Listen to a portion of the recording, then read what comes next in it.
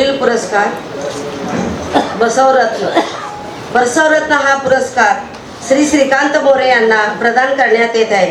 त्यांचा परिचय सौरत्र मला उकरंडे हे करतील। मी त्यांना विनंती करते की त्यांचा परिचय करून द्यावे।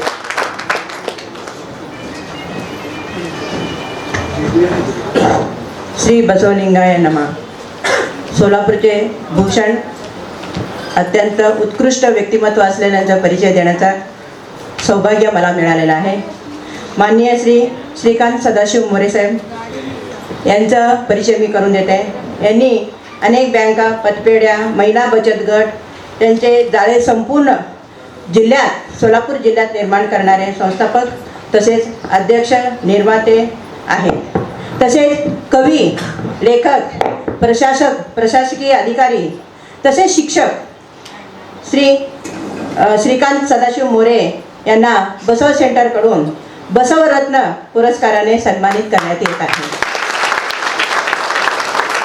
त्यांचे शिक्षण MA BEd तसेच GD CA पद आहे। जिल्हा उपनिबंधक सहकारी संस्थेचे प्रादेशिक उपसंचालक, DCG बँकेत प्रशासकीय अधिकारी, वित्त विभाग, लेखाधिकारी अशा शासनाच्या विविध विभागात अधिकारी म्हणून कार्य करणारे व जीवनाची सुरुवात इंग्रजी विषयाचे शिक्षक म्हणून काम करणारे लेखक व कवी व विचारवंत आहेत। विविध संस्थेचे संस्थापक व अध्यक्ष आहेत। मनोरमा बँक, मनोरमा पतपेढी, महिला बचत गट यांचे ते अध्यक्षही आहेत। महाराष्ट्रात साहित्य परिषद शाखा सोलापूरचे अध्यक्ष आहेत। मनोरमा साहित्य मंडळ, वृक्ष लागवड व संवर्धन, दयानंद शिक्षण संस्थेत स्थानिक व्यवस्थापक समितीचे, मराठा सेवा संघ अशा विविध संस्थेत ते कार्यरत आहेत। विविध पुरस्काराचे मानकरी सुद्धा आहेत। मराठा समाज भूषण आहे, सोलापूर ज्येष्ठ नागरिक संघटना, सिद्धेश्वर सर्व सेवा संघ, राज्यस्तरीय दलित साहित्य, दैनिक दिव्य मराठीकडून प्रौढ महाराष्ट्रीयन डिजिटल मीडियाचा संस्थापक, पत्रकार संघटना महाराष्ट्र यांच्याकडून त्यांना असे पुरस्कार मिळालेले आहेत। अशा विविध संस्था संघटनाकडून अनेक पुरस्कार प्राप्त झालेले, परंतु येथे वेळेअभावी मोजकेच पुरस्काराचे वाचन करत आहेत। लेखन कार्यही अतिशय उत्कृष्ट आहे। कवी, ललित लेखन, कथा संग्रहाने स्वतःची कविताही करतात। विविध विषयावर कविता करणाऱ्या त्यांचा हातखंडही आहे। अनेक कविता व कविता संग्रह प्रकाशित झालेले आहेत। मोजके तसेच इथे सांगण्यात येत आहे नावं। पहिला आहे निसर्ग, आई, पाझर, शतदा प्रेम करावे, हात जोडूनी, रंगमंच, हिंदोळे आणि जीवन सरिता। ललित लेखन आहे भावरंग, चिंतन, मनात शिरताना थोडे काही सांगावेचे आहे। कथा संग्रह आहे शोध अंतर्मनाचा। अर्थकारणात महत्त्वाचे योगदान मनोरमा बँक परिवाराच्या माध्यमातून सोलापूर शहर व जिल्ह्यात अनेक नागरी बँकांच्या स्थापना, पुणे जिल्ह्यातही मनोरमा बँकेचे जाळे पसरलेले आहेत। सोलापूर शहर व ग्रामीण असे 5000 महिलांना मदत करत आहेत। 750 महिलांसाठी बचत गट निर्मित केलेले आहेत। अनेक लघु व्यावसायिकांना मदत करत आहेत आणि अनेक अडचणीतील, संकटातील आणि तोट्यातील बँकांना सुद्धा मदत करत आहेत। असे बहुमुखी व्यक्तिमत्व असणाऱ्या प्रशासक बसवरत्न पुरस्काराने या ठिकाणी सन्मानित करण्यात आहे। धन्यवाद।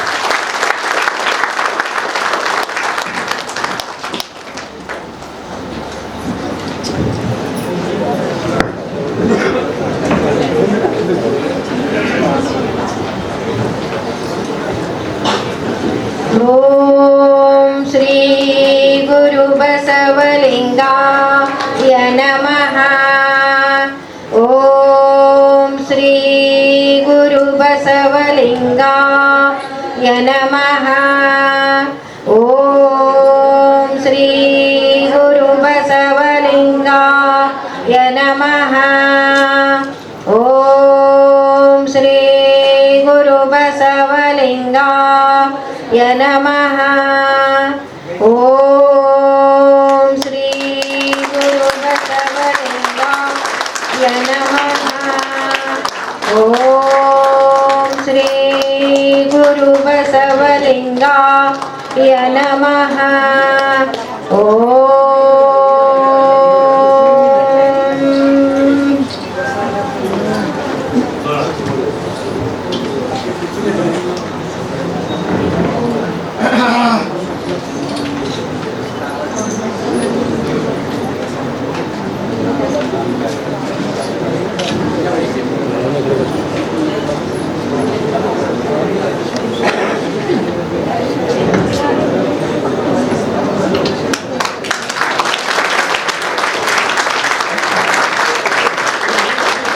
माननीय अतिथींचे विचार होतील. यामध्ये सर्वप्रथम माननीय श्रीकांतजी मोरे आपलं मनोगत व्यक्त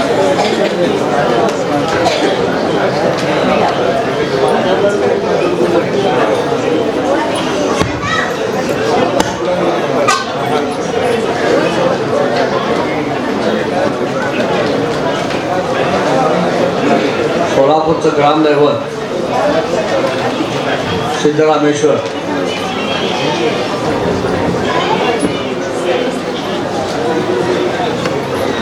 ओम नमो जियात्या वेद प्रतिपाद्या जय जय श्री सर्वेद्या आत्मकृपा देवा तुच गणेशो सकलात्मति प्रकाशो मने निवृत्त दासो अवघा जीव वक्रतुंड महाकाय सूर्यकोटी समप्रभ निर्विघ्नं कुर्वे देव सर्व कार्येषु सर्वदा. आज या ठिकाणी नागनसूरचे तिकट शिवाचार्य महाराजजी यांच्या दिव्य विचारांची सुद्धा आपल्याला ऐकायची इच्छा आहे. या बसव सेंटरच्या माध्यमातून जो कार्यक्रम खरं तर हा दिवसभराचा कार्यक्रम म्हटलं तर हरकत नाही मांडायची, कारण एवढा प्रचंड अशा प्रकारचा हा क्रांतिकारी संत या उभ्या देशाला अनुभवायला मिळालेला. मायनाळजी, बाबासाहेब कुलकर्णीजी, मल्लीनाथ पाटीलजी, कोणापुरीजी, निलकंठ कोणापुरीजी, खट्टे गुरुजी, त्याचप्रमाणे माझ्या सर्व बंधू भगिनी या विचार मंचावरती उपस्थित असलेले आमचे गुरुवर्य गिरीश जी स्वामीजी, महिला आघाडी कार्यकारिणी सदस्य, प्रत्येकाचा नामोल्लेख इथं केला पाहिजे. पण खऱ्या अर्थानं जसं बिरबलाच्या याच्यात नवरत्न होते तसे बसव सेंटरने हे रत्न शोधून काढले. बसवभूषण प्राध्यापक डॉक्टर गबालेजी, आदर्श संस्था श्री सिद्धेश्वर फाउंडेशन, संस्थापक अध्यक्ष श्री सिद्धार्थ सरजेजी, बसव श्री राजशेखर विजापुरीजी आम्ही बरेच वर्ष त्यांना पाहतोय, त्यांचं कामाचा अनुभव पण घेतोय. खूप अतिशय तळमळीने करणारे ते काम आहेत आणि म्हणूनच आज मला असं वाटतं की त्याची दखल घेतलेली आहे. आदर्श पत्रकार माननीय संजय जाधवजी, दैनिक दिव्य मराठी, बसव तत्वश्री म्हणून श्री परशुराम लामतुरेजी यांना आपण पुरस्कार दिला आहे. लामतुरेजी, मला असं वाटलं होतं की कुणीतरी फार सिनियर मनुष्य आमच्या वयाचा असेल, तर एवढं प्रचंड मोठं काम तुम्ही कमी वयात केलं आहे, त्यामुळे तुम्ही आकाश खूप आनंद वाटला की लोकशाही क्षेत्रामध्ये अशा प्रकारचं काम जी काळाची गरज आहे ती या ठिकाणी आपण केली आहे. खरं तर महात्मा बसवेश्वराबद्दल बोलायला मी तेवढा श्रेष्ठ आणि ज्येष्ठ नाही, कारण हा अध्यात्माचा विषय आहे. बसवेश्वराची वचनं असतील, बसवेश्वर तत्वज्ञान असेल, बसवेश्वरांनी स्थापन केलेला लिंगायत धर्म असेल आणि बसवेश्वरांबद्दल बोलायचं म्हटलं तर ते हृदयातून आलं पाहिजे, जिभेवरून येऊन त्याला चालणार नाही. कारण हे तत्वज्ञान जे आहे, लिंगायत धर्माची स्थापना करताना महात्मा बसवेश्वरांनी एक धर्म दुसरा स्थापन नाही केला, तर त्यांनी त्या ठिकाणी लिंगाकडून हृदयात जाण्याचा मार्ग दाखवला. लिंगाकडून इष्टलिंग जे आहे हे जरी बाह्य प्रतीक असलं, कारण ते मूर्तीपूजेच्या विरोध होते, त्यांना कास्टलेस सोसायटी पाहिजे होती. मग काय केलं त्यांनी, तर लिंग शिव जे आहे तेच माझ्यामध्ये आत्मामध्ये आहे, पण त्या आतमध्ये जाण्याचा जो मार्ग आहे तो मार्ग इष्टलिंगाकडून माझ्या हृदयामध्ये गेला पाहिजे. Look inside your mind. आणि ही जी भूमिका महात्मा बसवेश्वरांची होती. तसं तत्वज्ञान पाहायला गेलं तर त्यांचं बालपण, त्यांचं तरुणपण, त्यांचं राजदरबारातील कार्य आणि मग आपल्या सोलापूर जिल्ह्याच्याच या परिसरामध्ये कुडल संगम असेल, कर्नाटकामधील कदोळीचा भाग असेल आणि राजदरबारामध्ये त्याला काम करण्याची संधी मिळाली म्हणून आपण त्यांचा अश्वारूढ पुतळा पाहतो. कारण ते प्रधान होते, त्यांना ती संधी राजदरबारात काम करण्याची मिळाली. आज तुम्ही आम्ही काय केलं असतं की जर आपण प्रधान, आपण त्या राजदरबारामध्ये दिवाण असतो आणि आपल्या हातात सत्ता, संपत्ती, पैसा, आज सर्वसामान्य आपण काय केलं असतं? उपभोग घेतला असता का नाही घेतला असता? बरेच लोक त्याचा उपभोग घेऊन मस्त आईशारामात महालामध्ये राहून बायकोला घेऊन सुखाने संसार केला असता. पण त्यांनी तसं केलेलं नाही. त्यांनी अनुभव मंडपाच्या माध्यमातून जी काही भूमिका निर्माण केली, देशातलं पहिलं पार्लमेंट जर कुणी निर्माण केलं असेल तर त्याचं श्रेय हे महात्मा संत बसवेश्वरांना. अनुभव मंडपाच्या माध्यमातून त्या ठिकाणी प्रत्येकाला आवाज दिलेला आहे. माता, भगिनी, स्त्री, पुरुष ज्या कालावधीमध्ये स्त्रियांना घराबाहेर पडण्याची बंदी होती, त्या कालावधीमध्ये स्त्री पुरुषांना समानतेचा दर्जा देणारा हा क्रांतिकारी संत होता. असा हा क्रांतिकारी संत केवळ तत्वज्ञान लिहून, वचन लिहून त्यांनी थांबलेलं नाही आहे. त्याची कृती प्रत्यक्षात अनुभव मंडपाच्या माध्यमातून त्यांनी निर्माण केली. म्हणून पहिलं पार्लमेंट ज्या वेळेला अमेरिकेमध्ये नव्हतं, ज्या वेळेला इंग्लंडमध्ये नव्हतं, की जिथं अजून लोकशाहीची सुरुवात व्हायची होती, राजेशाही होती, आणि इथं सुद्धा राजेशाही असताना महात्मा बसवेश्वरांनी राजधर्म सांभाळता अनुभव मंडपाची स्थापना केली आणि समाजातल्या तळागाळातल्या दारिद्र्यात असलेल्या लोकांना, अत्यंत गरिबीत असलेल्या लोकांना, स्त्री पुरुषांना समानतेची संधी दिली. आज आम्ही आमच्या घटनेमध्ये सांगतोय, Maharaj, we the people of India having resolved to constitute India into sovereign democratic socialistic republic. सर्वांना समानतेचा हक्क देतोय, फाउंडेशन आम्ही फंडामेंटल राईट्स देतोय. पण हे खऱ्या अर्थाने पहिल्यांदा या देशामध्ये 12व्या शतकामध्ये 1131 मध्ये संत बसवेश्वरांचा जन्म झाला. मादलिंबिके आणि मादराजा एका ब्राह्मण कुटुंबात झालेला जन्म, हे जाणीवपूर्वक का उल्लेख करतो मी? पण कास्टलेस सोसायटीची भूमिका घेणारा हा ब्राह्मण संत, त्यांनी भूमिका मांडली की मला हे जातीवाद गाडून टाका, मला हे मान्य नाही. कर्मावर आधारित तुमची रचना पाहिजे, कास्टलेस सोसायटी पाहिजे, इक्वॅलिटी पाहिजे.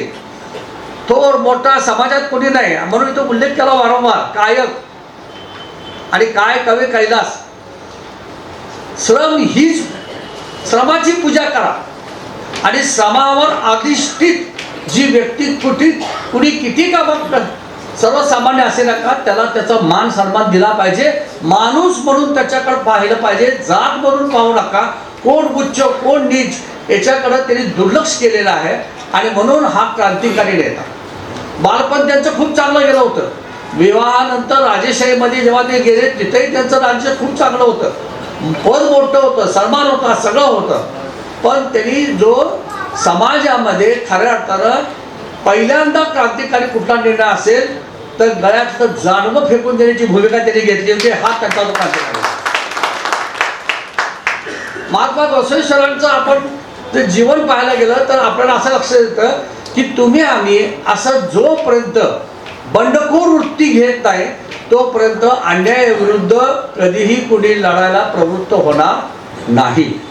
जाती रूढी परंपरा हे समाजाला त्यावेळेला फार अगदी घराघरामध्ये होत, पण त्याला वाचा फोडण्याची भूमिका त्यांनी घेतली. सर्वसामान्य लोकांना कळावं म्हणून कन्नड वचनं त्यांनी लिहिली. अनेक बसव वचनं त्याचा उल्लेख आपण जर करायला गेलो तर आपल्याला अर्थपूर्ण एवढं प्रचंड अभ्यास आहे. मी मायराळेजी आपण जे काम केलेलं आहे बसव सोसायटीच्या माध्यमातून, मी याच्यावरती प्रकाश टाकणे हिरे स्वामीजी विद्यापीठामध्ये पहिले आमचे सोलापूरचे कुलगुरू होते आणि स्वामीजी मला संत आहे तरी सुद्धा की बसवेश्वर 12व्या शतकात संत होऊन गेले. एवढा प्रचंड थोर विचारवंत, जी भूमिका आज सुद्धा समाजामध्ये जातीपातीचं राजकारण चालतंय, आज सुद्धा समाजामध्ये उच्च नीतीचं चालतंय. आम्ही अनुभव घेतले तर आमच्या काळात सुद्धा एखाद्या ठराविक कुटुंबाच्या घरी गेल्यानंतर ते चहा घरात आल्यानंतर आमच्या हातात देत नव्हते का, तर ते उच्च जातीचे समोर चहा ठेवायचे खाली. अनुभव घेतलेत आम्ही. तुम्ही म्हणा असं कसं आहे, वस्तुस्थिती आहे. खेड्यापाड्यात इकडं तिकडं. आणि अशा वेळेला कर्नाटकमध्ये या महात्म्यांनी त्याला विरोध केला आणि जातीपातीवरचं हे राजकारण बंद केलं पाहिजे. त्याच्यासाठी त्यांनी नेमकं राजधर्माच्या विरोधात त्याला जावं लागलं आणि शेवटी राजधर्माचा त्याला त्याग करावा लागला. राजधर्माचा त्याग करून मग पुन्हा ते आपल्या बळ्या गेले, पुढं संघ परिसर असेल किंवा या परिसरामध्ये. पण जे काही कार्य त्यांनी केलेलं आहे आणि त्याचं बसव शेट्टीच्या माध्यमातून जागं झालं पाहिजे. काय झालं पाहिजे? जागा झालं पाहिजे. तुम्ही निबंध स्पर्धा घेतली, मला खूप आनंद वाटला, कारण तरुण पिढीला हे कळलं पाहिजे की बसव वचनं काय आहे, महात्मा बसवेश्वर काय आहे. हिरे स्वामीजींना माझी विनंती राहणार आहे की आणि बसव शेट्टीला सुद्धा विजयपुरीने जसं भवन बांधायचा निर्णय घेतलेला आहे की महात्मा बसवेश्वरांच्या विचाराचं एक अध्यासन सोलापूरच्या विद्यापीठामध्ये झालं पाहिजे. कारण ह्या अध्यासनाच्या माध्यमातून हे तळागाळामध्ये जर हे झालं, गावाला ज्यांनी उल्लेख केला PhD झालं का नाही मला माहित नाही, झालंय का अध्यापन? मग त्याला कुणाचे तरी राजासनाची गरज आहे. आमच्या आमदार खासदारांच्याकडून फंड घेतले पाहिजेत आणि हे अध्यासन सुरू झालं पाहिजे. कारण मला माहिती आहे बऱ्याच ठिकाणी उल्लेख होतो पण प्रत्यक्ष कार्यवाही होत नाही. म्हणून बसवेश्वरांच्या विचाराचा जागर जर तरुण पिढीत व्हायचा असेल, शाळा कॉलेजामध्ये व्हायचा असेल, तर मला असं वाटतं की माननीयजी ह्याचा पाठपुरावा संघटनेने केला पाहिजे. याचा विचार आपण आमचे खासदार, नामदार, कुलगुरू यांच्यापर्यंत द्यायला पाहिजे. हे अध्यासन जागृत करण्यासाठी विद्यार्थ्यांना त्याच्यामध्ये भाग घेण्यासाठी आम्ही प्रवृत्त केलं पाहिजे. त्याच्याशिवाय हे विचार तळागाळामध्ये जाणार नाही. यांचं साहित्य केवळ मराठी, इंग्लिश, कन्नड या भाषेत नको तर इतर भाषेमध्ये सुद्धा अनुवादित होण्याचा प्रयत्न झाला पाहिजे. कारण भाषा अनुवाद, भाषा साहित्य, जसं मराठीला राजभाषेचा दर्जा मिळाला तर ह्या भाषेतून जसा प्रचार होतो तसं विविध भाषेमधून हा प्रसार झाला पाहिजे. आणि म्हणून महात्मा बसवेश्वरांच्या या आजच्या कार्यक्रमाप्रसंगी मी एवढंच सांगेन की महात्मा बसवेश्वरांच्या सेंटरच्या या माध्यमातून जी मंडळी काम करताय, बसवेश्वरांनी लिंगभेद मांडला नाही, महिलांना समान संधी दिली. मी बोलता बोलता मायनाळीजींना म्हटलं की तुमच्याकडे 50% विचार मंचावर महिला आहे, हे खऱ्या अर्थाने अनुभव म्हणतो. कारण नाही तर बऱ्याच ठिकाणी 4 पुरुष एकत्र येतात, संघटना काढतात, NGO काढतात, पण त्या NGOला बेस जो पाहिजे तो, कारण बसवेश्वरांच्या विचाराची तुम्ही जर पाईक असाल तर बसवेश्वरांच्या विचाराच्या माध्यमातूनच तुम्ही गेलं पाहिजे. आणि म्हणून माता भगिनींना जो तुम्ही समान दर्जा देण्याचा प्रयत्न केलेला आहे तर निश्चितपणे मी तुम्हाला धन्यवाद देईन. जाता मी एवढंच सांगेन की अद्वैत तत्वज्ञान शंकराचार्यांनी सांगितलं, अद्वैत तत्वज्ञानाचा प्रचार केला, पण लिंगायत समाजाच्या माध्यमातून मी मगा जसं सुरुवातीला उल्लेख केला तेच अद्वैत तत्वज्ञान लिंगायत समाजाची स्थापना करत असताना महात्मा बसवेश्वरांना अभिप्रेत होतं. फक्त बाहेरून आतमध्ये तुमच्यामध्येच ब्रह्म आहे, तुमच्यामध्येच शिव आहे. शिवाचं बाहेर लक्ष नका देऊ, शिव तुमच्यात आहे. आणि म्हणून इष्टलिंगालाच जवळ आणलंय. तिथं जाऊन मंदिरात पूजा करायची तुम्हाला गरज नाही, पटेल नाही पटेल, परंतु लिंगायत समाजाला आज हे मान्य झालेलं आहे. म्हणून इष्टलिंग धारण करण्याची प्रथा आहे.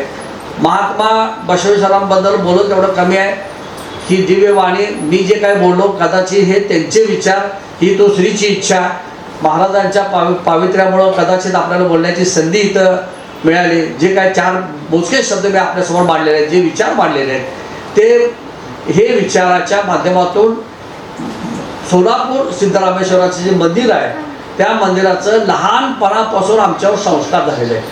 म्हणजे 1ली 2रीला असल्यापासून आईबरोबर जाणं, त्या महाराजांची पूजा अर्चा करणं, रात्री जाणं, निधर्मी अशा प्रकारचं हे भक्तमंडळ, भक्ती मार्ग सिद्धरामेश्वरांनी आम्हाला दिलेला आहे, आम्हाला बसवेश्वर महाराजांनी दिलेला आहे. आणि म्हणून आज या ठिकाणी या बसव सेंटरचं मी मनापासून ऋण व्यक्त करतो की हा पुरस्कार देऊन पुन्हा एकदा माझं आईचं जे हे होतं श्रद्धा सिद्धरामेश्वरावर, जगातल्या सगळ्या देवावरती श्रद्धा नाही पण सिद्धरामेश्वरावर मात्र श्रद्धा. मुलगा आजारी पडला सिद्धरामेश्वराला, अमुक श्रावण महिन्याला पानाची जाऊ काय ते पानात हे भरायचं असते मंदिराला, ते करून घ्या. म्हणजे आईच्या माध्यमातून ही भूमिका होते. पण घरातल्या माता भगिनींनी बसवेश्वर विचारांचा जागर केला तर तो समाजामध्ये पसरायला वेळ लागणार नाही. जाता जाता पुन्हा एकदा मी अधिक वेळ घेतला, मी मानाळजींना धन्यवाद देतो की तुम्ही 2 शब्द मांडण्याची संधी दिली आणि आपल्या सगळ्यांनी मनापासून साथ दिली, प्रतिसाद दिला. रसिक असल्याशिवाय आणि श्रोत्यांच्या टाळ्याशिवाय कुठल्याही वक्त्याला काही बोलण्याची संधी मिळत नाही. त्यामुळे धन्यवाद. जय हिंद, जय महाराष्ट्र.